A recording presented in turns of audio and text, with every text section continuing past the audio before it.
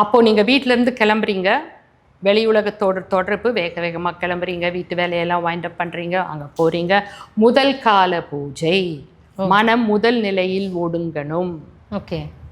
முடிச்சுட்டு மறுபடியும் உங்கள் மொபைல் எடுத்துகிட்டு பார்த்துக்கிட்டு உட்காந்துருந்தீங்கன்னா முதல் காலத்தை, அடுத்த வரைக்கும் முழிச்சிட்டு இருக்கணுங்கிற ஒன்றை மட்டும் வச்சுட்டு இருந்தீங்கன்னா, வெளி உலக தொடர்போடு நீங்கள் இருந்தீங்கன்னா, சிவன் ராத்திரி விரதம் நீங்கள் இருப்பது பயனற்றது.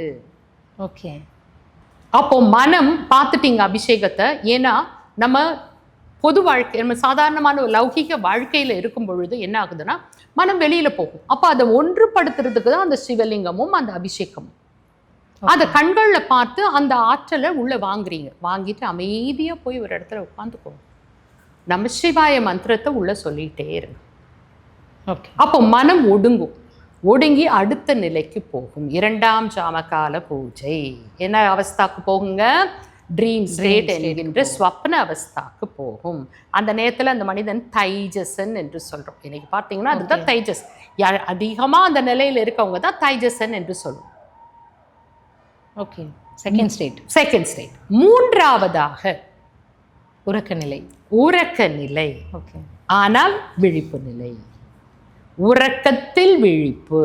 தூங்கி போயிடுறது இல்லை, டிட்டாச் ஆகிறது இல்லை, கனெக்டடா இருக்கிறது. அதுதான் 3ஆம் ஜாம பூஜை. அப்போ இந்த 2 முடிஞ்சு 3ஆவது மனம் ஒடுங்கக்கூடியது 3ஆவது ஜாம நிலை.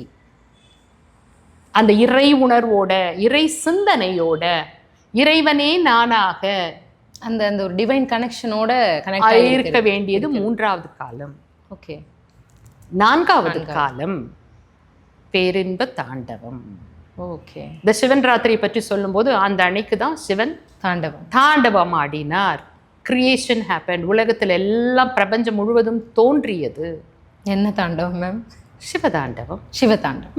ஆளால கண்ட விஷத்தை விடுறதுக்கப்புறம் பார்க்கடலை கடையும் பொழுது வெளியே வந்தது. இப்படி பல புராணங்கள் இருந்தாலும் நான் இப்போ உங்களுக்கு சொல்லியிருக்கிறதுனா எனக்குள்ளாக நான் இதை எப்படி நான் கண்டேன்.